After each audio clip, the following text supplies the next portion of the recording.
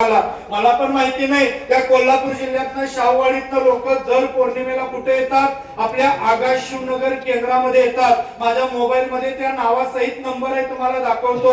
अहो एवढा जबरदस्त चमत्कार महाराजांनी घडवला, माझ्याही अंगावरती काटा आला। त्या ठिकाणी मार्गदर्शन करत असताना एक आजी आल्या, गळ्यात पडून रडायला लागल्या। मलाच काही कळेना, म्हणलं आजी काय झालं?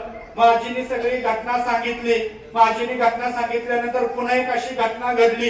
55 ते 56 वर्षाची एक व्यक्ती, जवळजवळ 7-8 वर्ष झालं त्यांना घशाचा कॅन्सर होता आणि त्यांची वाचा पूर्णपणे गेलेली होती। त्यांना बोलता येत नव्हतं। ज्यांना घशाचा कॅन्सर असतो त्यांना विचारा, तो व्यक्ती फक्त असा करतो, लक्षात ठेवा। आणि त्याची वाचा फुटत नव्हती, त्याला बोलता येत नव्हतं। डॉक्टरांनी सांगितलेलं आमचे प्रयत्न चालू आहेत। आता पुढचे प्रयत्न कोणाच्या हातात आहेत? भगवंताच्या हातात आहे। तुम्हाला माहित आहे, सगळं हातातनं बाहेर गेले की डॉक्टर सुद्धा शेवटी काय म्हणतात, आता कोणाच्या हातात आहे? देवाच्या हातात आहे। सगळ्या ट्रीटमेंट झाल्या, सगळे उपाय झाले, सगळे पर्याय झाले। कुणीतरी त्यांना सांगितलं, काय नाही म्हणे, स्वामी समर्थ महाराजांच्या केंद्रात आरतीला जा। आरतीला यायला सुरुवात केली। आरतीला यायला सुरुवात केल्यानंतर तिथल्या सेवेकऱ्यांनी त्यांच्या घरातल्यांना सांगितलं, म्हणे आता एवढं केलंय तर म्हणे एकदा कराडमध्ये आगाश शिवनगरचं केंद्र आहे, कृष्ण हॉस्पिटल जवळ, तिथं गुरुचरित्र दर पौर्णिमेला होतं, तर तुम्ही यांना गुरुचरित्र पौर्णिमेला घेऊन या। आता तुमचे सगळे पर्याय संपले, डॉक्टरांची ट्रीटमेंट झाली, सगळं झालं। आता स्वामींच्या आशीर्वादातनं काही चमत्कार घडला तर घडला। जवळजवळ 2 ते 3 पारायण गुरुचरित्राची हवनयुक्त पौर्णिमेला त्यांनी केली आणि मागच्या गुरुवारी तिथं जाण्याचा योग आला आणि त्या ठिकाणी मागच्या गुरुवारी सगळं झालं। ती व्यक्ती त्या ठिकाणी आली, अक्षरशः अंगावरती काटा येणारा अनुभव त्यांच्या घरातल्यांनी सांगितला।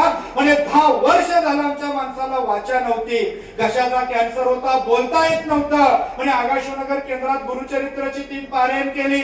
तुम्ही सांगितलेला दादा काही सेवा म्हणे आम्ही केल्या, म्हणलं सेवा महाराजांच्या आशीर्वाद देणारे महाराज निमित्त आम्ही लक्षात ठेवा। म्हणे आज आम्ही ज्या सेवा केल्या, गुरुचरित्र पारायण केलं, 10 वर्षापासून यांची वाचा फुटत नव्हती आणि म्हणे मंगळवारी रात्री 2 वाजता ही आमची व्यक्ती अचानक जागी झाली आणि त्यांच्या तोंडातनं पहिला शब्द बाहेर पडला, श्री स्वामी समर्थ। लक्षात ठेवा, 10 वर्षापासून गेलेली वाचा कुणामुळे परत आली? स्वामींमुळे। अशक्य ही शक्य करतील स्वामी। अहो किती अनुभव सांगावे। म्हणून लक्षात ठेवा, जगात सगळं नश्वर आहे पण शाश्वत मात्र कुणाची सेवा आहे? स्वामींची सेवा आहे। ती अनंत चिरकाल टिकणारी सेवा आहे। म्हणून तुम्हाला सांगितलेल्या गोष्टी लक्षात ठेवा, स्वामींची सेवा करा आणि सांगितलेल्या सर्व सेवेमध्ये आपण सहभाग नोंदवावा, एवढीच या निमित्तानं आपल्याला विनंती। असो, माझ्याकडून